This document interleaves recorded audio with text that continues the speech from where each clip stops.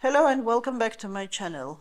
Today I was going to make a kind of entertaining session. It was supposed to be like that because I selected a few videos of Georgian singing, and that's what I'm going to talk about today. However, I have to say that in the midst of Georgians fighting for their independence and for European integration, we have demonstrations in Tbilisi, in the center of Tbilisi, which has been dispersed this morning. And, well, I'm afraid we don't really have much festive mood at the moment.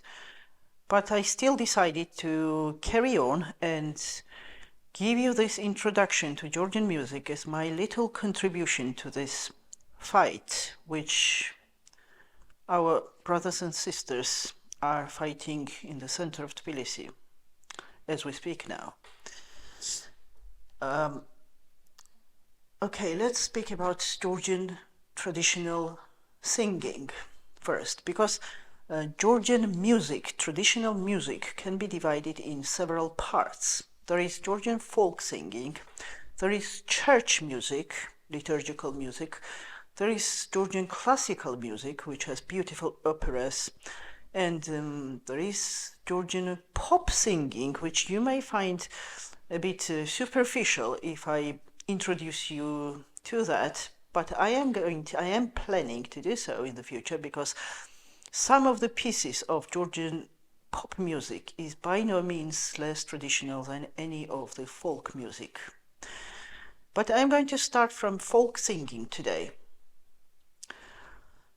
Georgian folk singing is distinct from what Western people are used to, from that harmony that Western people are used to.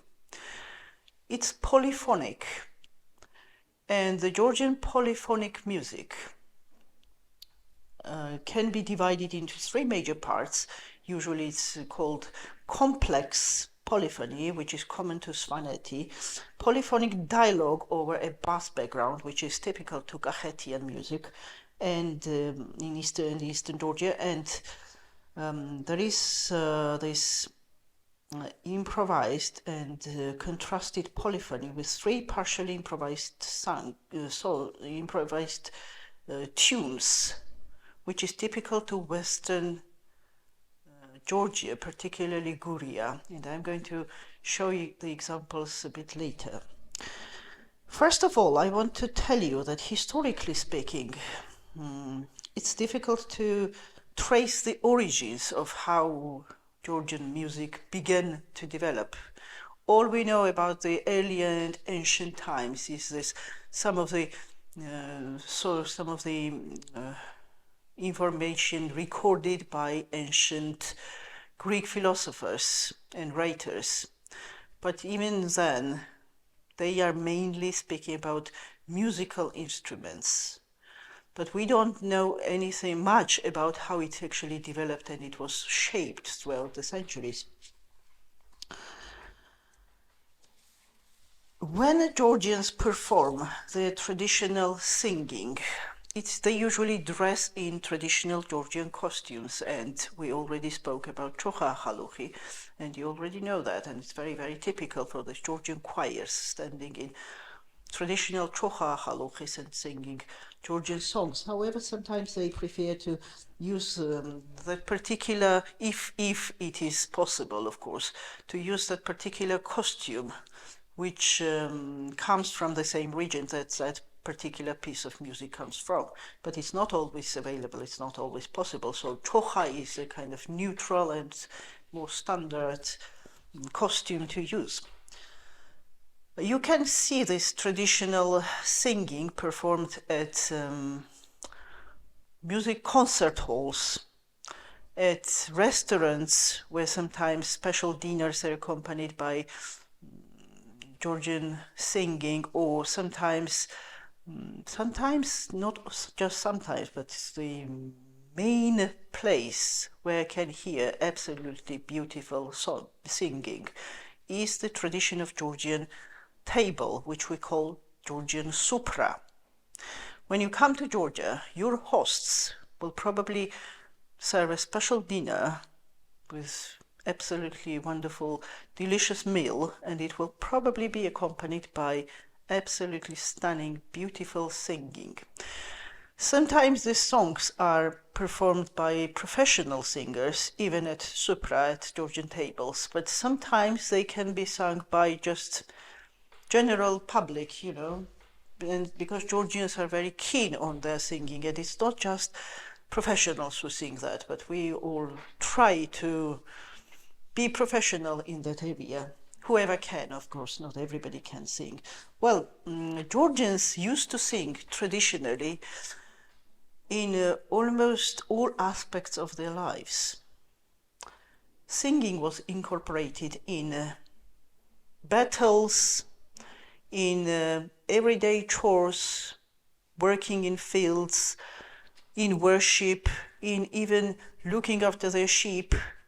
Georgians were always singing, even at the funerals, when they were weeping and lamenting their dead. It is kind of still like that now, but it doesn't mean that you can hear all the Georgians singing when they are walking in street, of course not, or at working places, no, of course not. But this tradition of Georgian supra is a place where you can familiarize yourself not with just delicious meal, but also with special creativity, which shows in fascinating toasts said and made by Toastmaster, which we call tamada, and also this wonderful, beautiful music. Sometimes it's not just, it's not just folk songs that we sing at the Georgian table. It can be pop songs, it can be different kind of Georgian, pieces of various songs. And some of the traditional folk songs, which we still call folk, they are not entirely made by public, kind of unknown, by an unknown composer. Sometimes we even know the composer, and we even know whoever wrote the lyrics, but nevertheless they have been shaped for many years by people, so they kind of established themselves in folk culture.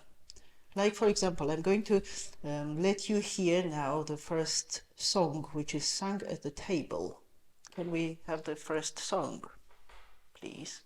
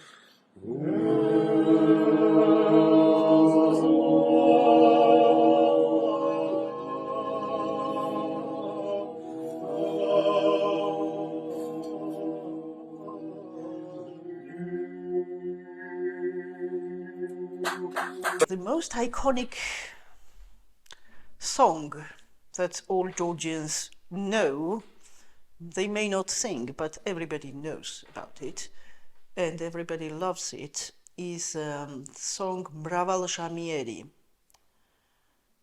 Mraval Jamieri literally means many years, or God grant you many years, or may you be blessed for many years. So it's, and they have this song has lots of variations. Like there is one which is from Gacheti, comes from Gacheti, the other one comes from Guria, the other one can be from other regions, but nevertheless they all share the same spirit, they are so the same attitude. And the lyrics is not that important, and there is not much lyrics in it. It just kind of keeps repeating itself, the same words. But the trick is that it begins from a lower tone, and then it gets higher and higher and higher at every repetition, so that in the end it reaches a peak and creates this festive atmosphere, celebrant and very kind of joyous. I'm going to let you hear one of the examples, which is performed by the choir in Vienna. I think they are in Vienna after the concert of Liliana Isagadze, I believe, and they wanted to make the celebration continue even at this party after the concert. So let's hear the second video.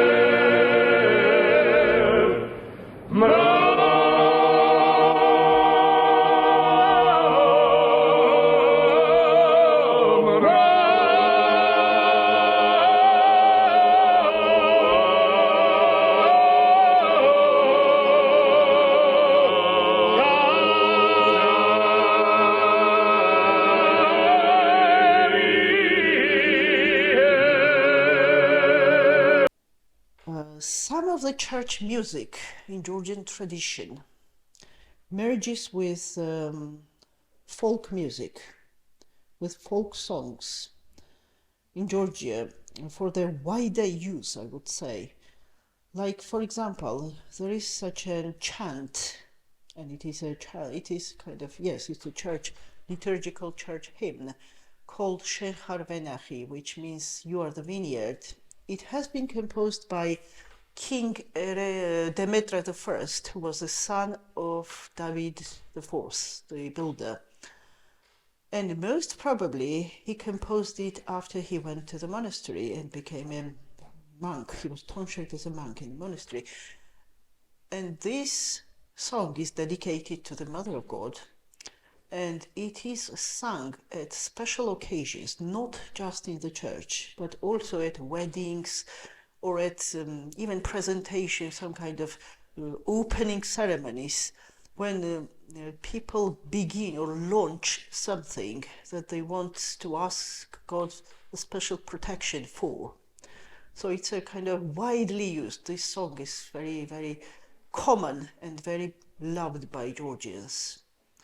Here in this video, I'm going to show you Shechar Venachi sung by monks, but it doesn't have to be sung by monastics or monks. It can be just sung by ordinary people, by laymen, lay people. Can we see the third video, please?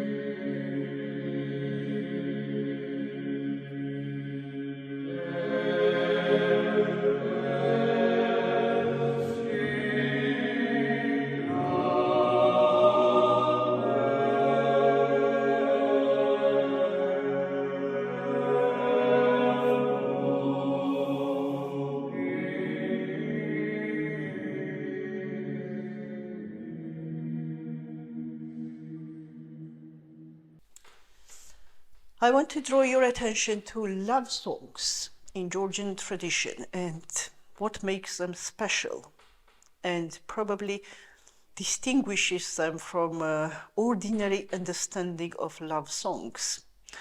For example, this video that I chose, Tsintkaro, my dad used to sing it a lot and it was his favorite one, but it's not the main reason why I selected it. Yes, I have some kind of sentimental attitude to it, but also it presents this relationship between a man and a woman in a very gentle way, which is very, very unique for Georgian tradition and Georgian culture.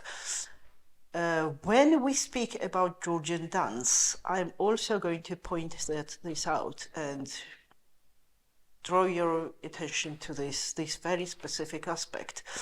So here in this song, which is called Tsintkaro, the story is that a man walks down to the not well, but spring water, and he sees this beautiful woman, and he gives a compliment, just says something, and this woman gets cross. Well, this, I mean, telling you this story is not very poetic, but the song is, and she gets very cross, and this whole tune, which is very, very mysterious, incredibly decent and incredibly deep, profound, I would say. It kind of generates this feeling of gentleness, of this loving relationship, and also respect coming from this man towards the woman. Well, she's obviously the boss, you know, she gets cross, and he's almost scared of her being cross, but that's not the main thing. It's almost like this Tsintkaro, which is this spring water, and its purity of this spring water imbues the whole relationship between a man and a woman. This is very, very specific to presenting a loving attitude and loving relationship in Georgian traditional culture, both in singing as well as in dance. Can you please show us the next video, which is Tsintkaro?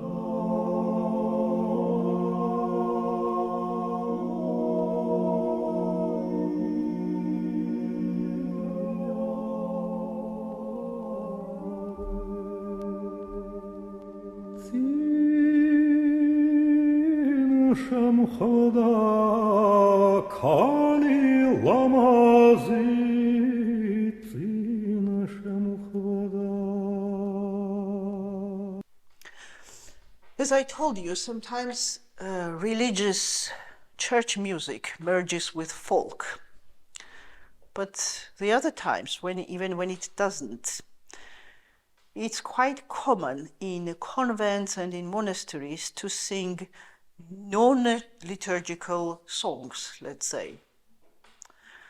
And some people get annoyed by that, and they think that it's improper for monastics to sing something like about songs about love and about secular themes, secular topics. But nevertheless, I always tend to think that the reason why they are drawn to this music and to these songs is those eternal values which come from these songs and which remind them, not just them, but us, that there is something eternal, something higher than even worldly, earthly love, or even love for your homeland, or this, any kind of, it kind of overshadows every other aspect of our lives. So I think this, if you hear these nuns singing in this video, I think that's what they are basically singing about, this eternity and eternal values and eternal wisdom. Can we?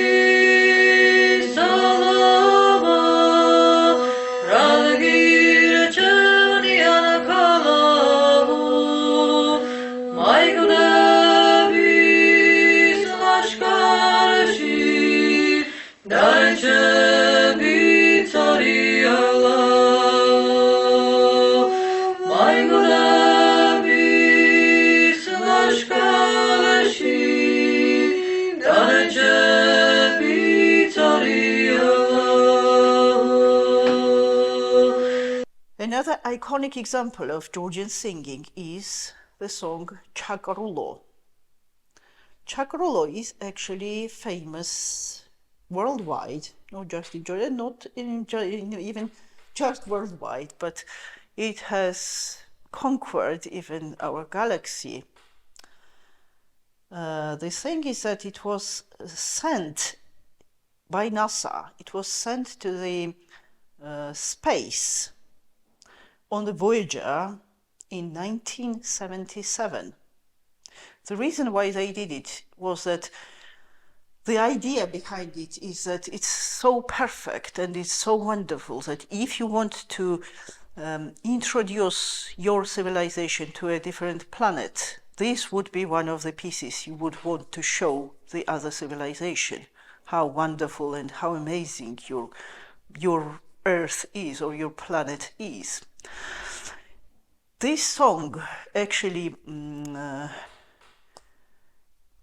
you wouldn't say that this song belongs to one of the regions of Georgia, because it begins from a kind of Gahetian style, and then this yodeling comes in, which is typical to Gurian style. So it kind of includes all the Georgian cultural elements.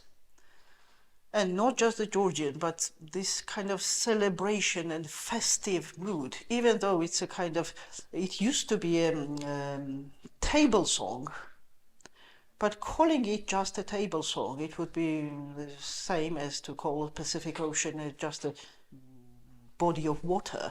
So it's, you can't really simplify it that way. It's sung at very, very special occasions because of its solemnity, all of its celebrational and festive presentation, festive kind of mood that it presents. Can we hear Chakarulo, please, if we can?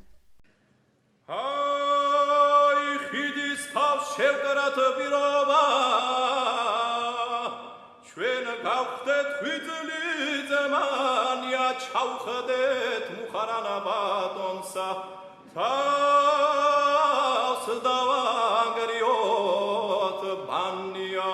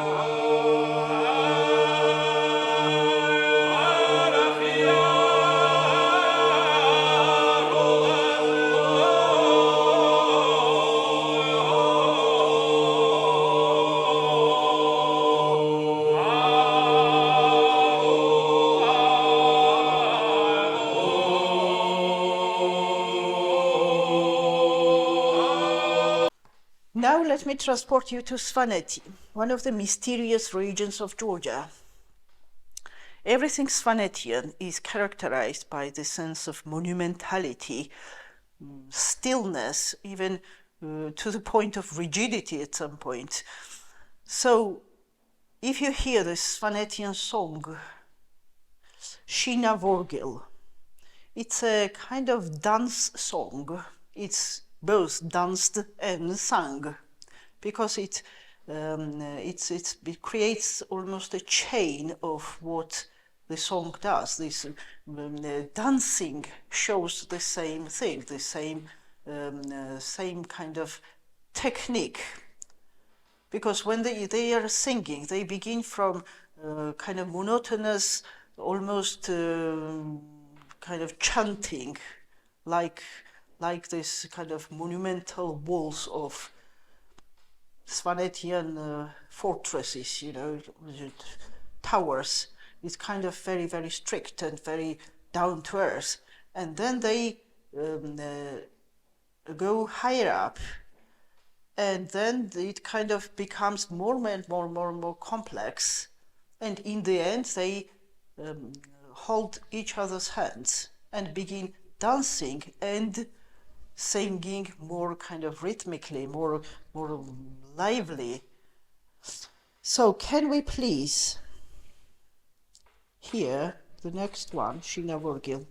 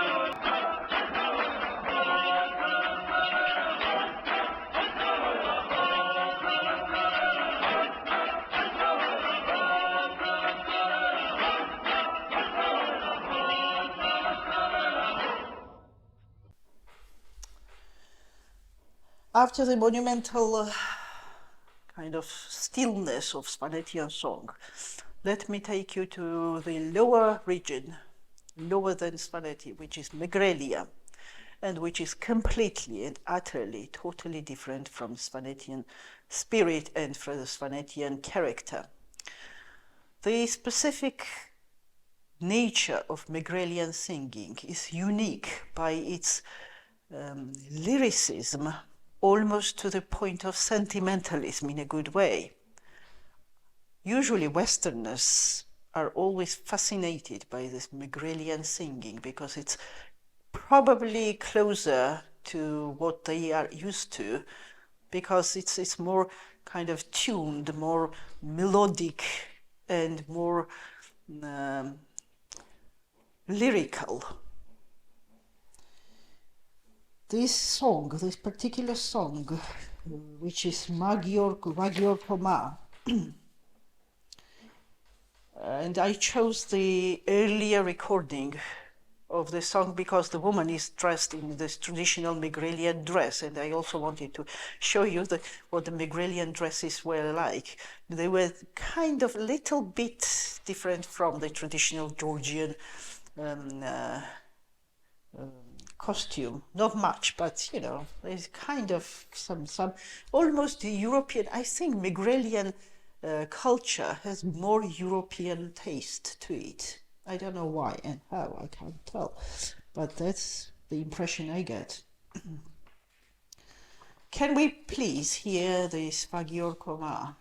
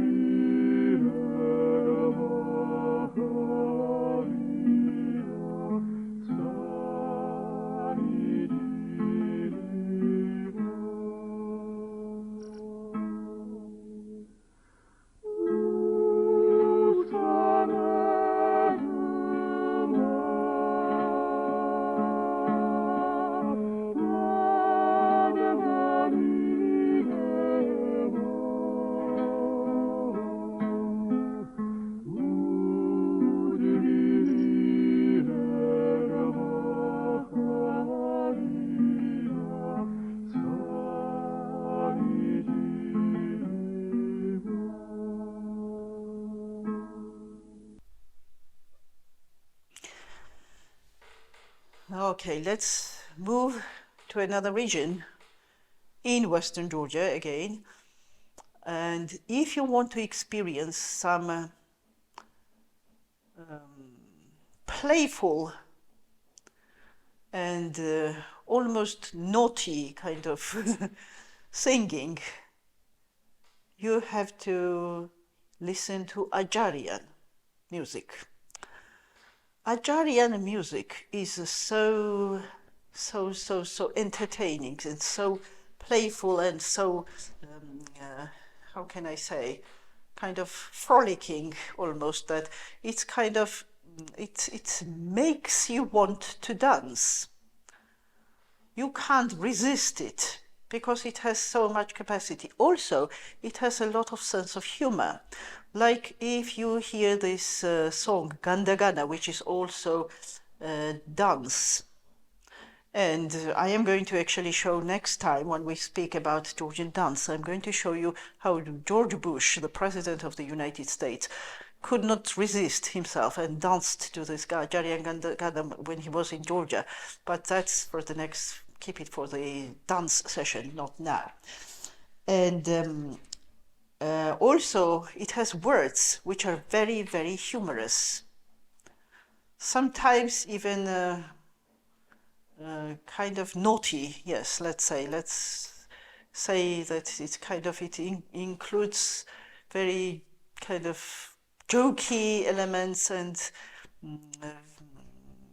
I wouldn't call it vulgar, it's not vulgar, but it's just naughty with this kind of joking during the song, which makes it even more playful and even more entertaining, and even more kind of inspires more happiness and more joyfulness. So let's hear this Gandagana.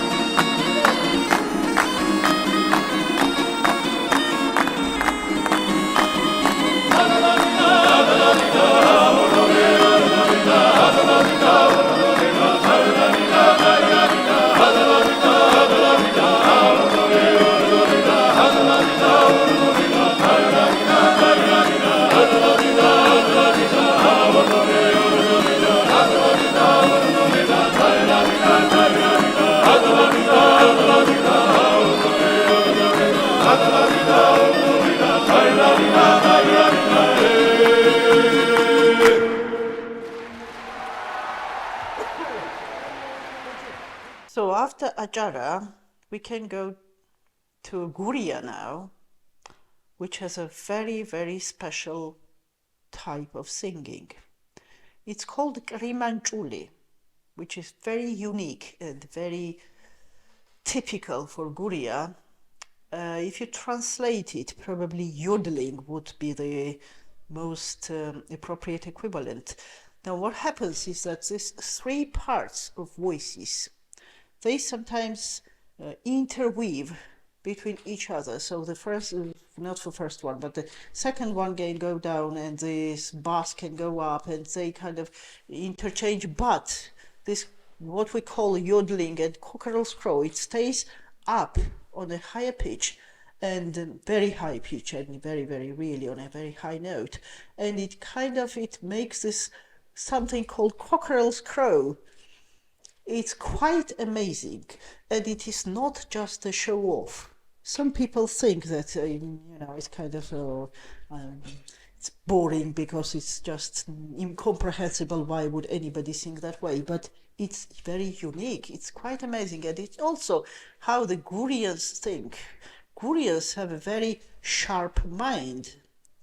They are very shrewd, very very clever people, very witty, I would say. And whatever happens on the lower parts, it kind of doesn't matter for this yodeling on top. It keeps going, it just keeps doing its own thing. But the harmony, when they unite and listening to them together, I think it's quite amazing. Can we hear this?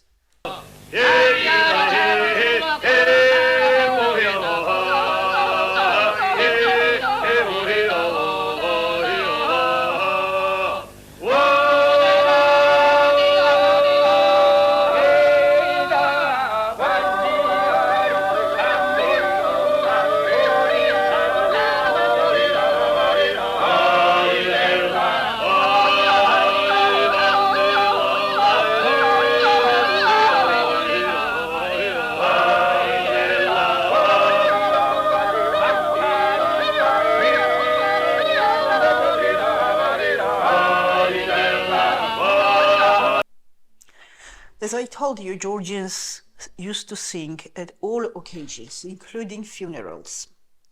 So we have these lamentation songs. One is from Svaneti, but I decided to let you hear the one from Tushetian funeral song, which I found more kind of almost mystical. It's almost like the sound from the other world.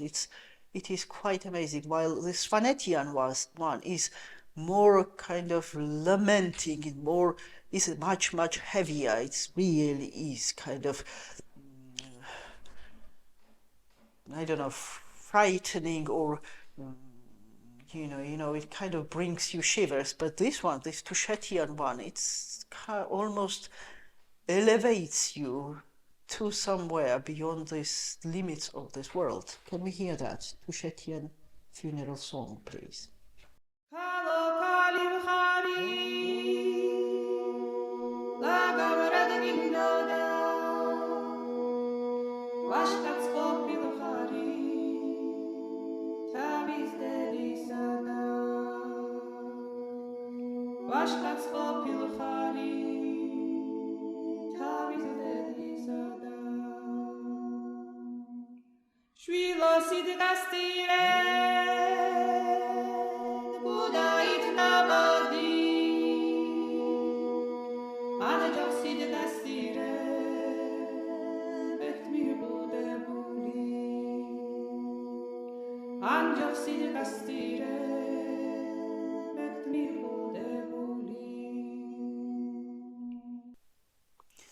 Now the singing in Tusheti, Pshavi, Khevsureti and these highlands of Georgia in the eastern part is quite unique, I would say, and I personally can never separate them from if you remember, I told you about this Khevsuretian and Tushetian embroidered costumes and embroidery.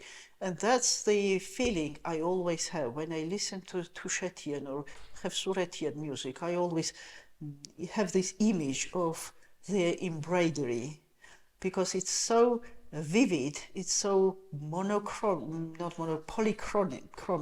and it's so kind of colorful when they are singing. Even though you can have this feeling that the tunes are quite simple, but I think it kind of presents more complex reality than you may in the first experience, in the first time when you hear it, you may get in the first impression. They also use different instruments, like accordion, for example. It's very typical for that area. They use accordion a lot, and also the theme. They sing about the beauty of their homeland. They often sing about a Tushi woman, let's say, who is kind of sad, but at the same time she's happy with this nature around her. It's basically very, very interesting, and I hope that you will. Well, here, all I can show you in these videos are just little bits and pieces. I can't bring whole tracks, full ones. I'm just showing you fragments. Can we hear this Tushi woman song?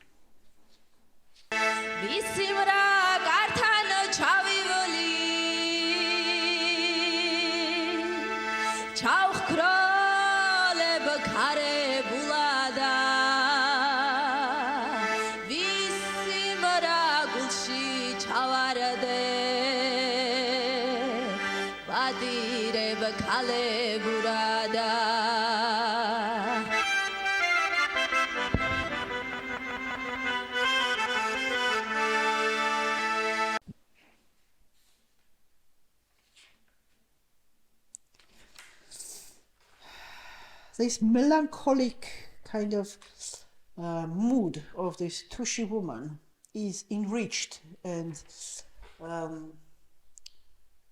embellished by her story of waiting for Prince Charming, and also by this admiration for nature. The other one I want to show you, another one, if I'm not boring you with this too much of this Tushetian songs, is this Ralamazia Tusheti, which means how beautiful Tusheti is. Can we hear that? Ralamazia Tusheti, Rala Sharoba Tushuri, Keva Chagarehi Jedila, Santli Chubagada Dusuri.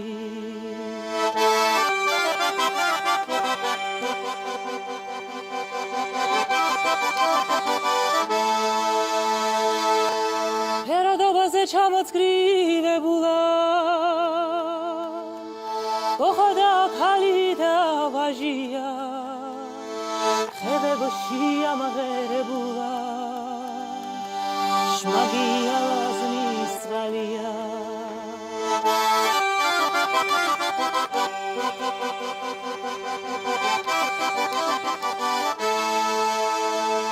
მალ-მალ ნუ მიცქერ თვალებში